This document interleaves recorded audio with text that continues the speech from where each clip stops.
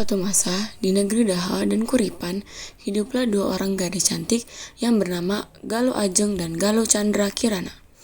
Di suatu hari, Raden Inukerta Pati bertunangan dengan Galuh Candra Kirana di depan hadapan para permai dan majelis.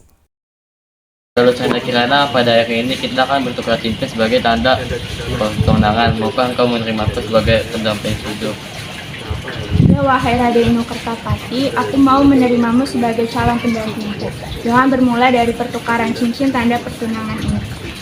Setelah acara selesai, pada hari itu, Galuh Ajeng tidak menghadiri pertunangan Candra Kirana. Dan di hari selanjutnya, Galuh Ajeng mendapat kabar bahwa Galuh Candra Kirana telah bertunangan dengan Raden Inukertapati. Apa kau tidak hadir ke pesta pertunanganku, wahai Galuh Ajeng? Karena aku memang tak bisa hadir karena aku tak sanggup melihat engkau bertunangan dengan kekasih hatiku, wahai Galuh Candra Kirana.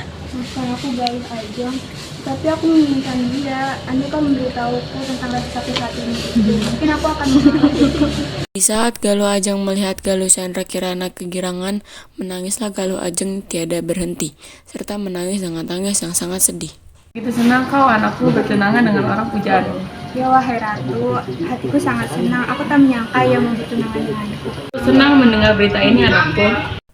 Galuh Ajeng masih menangis, semakin hari semakin bertambah. Dan Paduka Liku merasa tidak tega terhadap anaknya yang menangis dengan mata balut melihat bekas menangis. Dan sakitlah hatinya melihat perihal itu.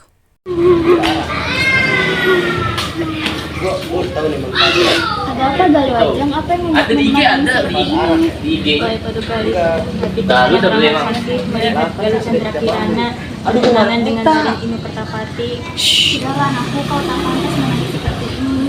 Aku berjanji akan membalaskan kematian itu. Setelah Paduka Liku melihat anaknya yang selalu menangis, Paduka Liku pun menghadap ke bawah duli sang Baginda Nata.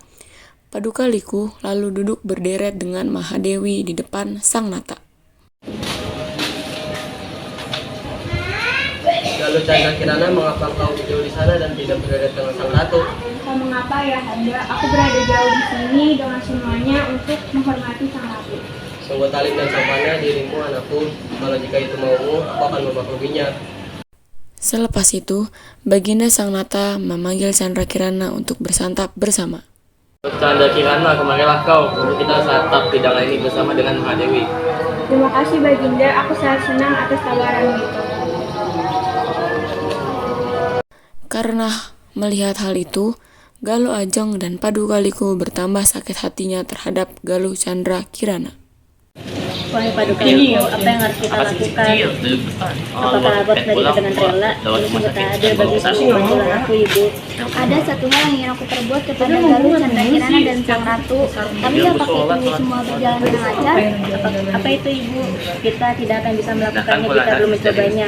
Aku sangat tak sabar ingin menyingkirkannya, wahai Paduka Liku. Kau lihat saja nanti anakku, apa yang akan kuperbuat kepada mereka. Setelah selesai menyantap, kembalilah masing-masing mereka dengan diiringi oleh dayang-dayangnya. Setelah semua telah kembali, Paduka Liku pun melancarkan rencananya dengan membuat tapai dibubuhi racun. Hari inilah Permaisuri dan Candra Kirana akan mati dan hanya aku dan anakku Galuh Ajeng yang akan menggantikannya. Dayang-dayang itu pergilah membawa persembahan yang ditaruh di dalam bokor emas yang sama majelis dan permai itu. Dayang-dayang itu berjalan kembali menuju istana Permaisuri, lalu dipersembahnya dengan sifat yang manis seraya bersembah. Inilah persembahan Paduka Liku. Paduka Liku dan Galuh Ajeng bersuka hati teramat sangat ketika melihat persembahan tapai itu disajikan di majelis dan permai itu. Kalau Candra Kirana memakan itu akan kujadikan anakku tunangan. Dan tiada pada hari itu mereka akan mati. Setelah melancarkan niat itu dan mereka berhasil untuk melumpuhkan Candra Kirana dan Permaisuri dari negeri Daha dan Kuripan ini. Seluruh penduduk negeri itu pun turut berduka dengan meninggalnya Permaisuri dan Candra Kirana.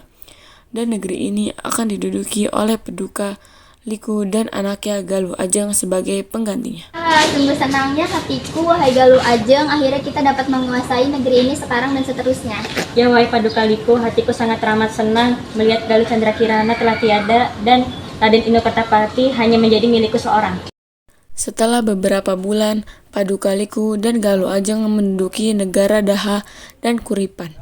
Galuh Ajeng pun bertunangan dengan Raden Inu Kertapati dengan sangat terpaksa. Dan sang raja hanya bisa menyaksikan semua tanpa berkata sepatah kata pun.